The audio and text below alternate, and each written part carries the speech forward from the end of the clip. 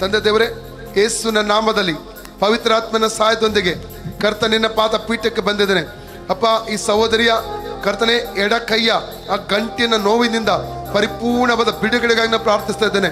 ಆ ರೋಗಾತ್ಮ ಶಕ್ತಿ ಇವರ ಎಡ ಕೈಯ ಗಂಟು ಬಿಟ್ಟು ಹೋಗಲಿ. Out in the name of Jesus.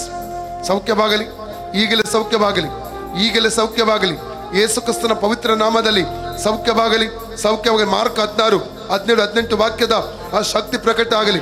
ಲೂಕ 5:17 ಆ ವಾಕ್ಯದ ಶಕ್ತಿ ಈಗಲೇ ಪ್ರಕಟ ಆಗಲಿ.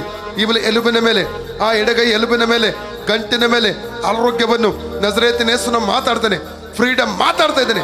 Out in the name of Jesus. ಸೌಖ್ಯವಾಗಲಿ. ಚೆಕ್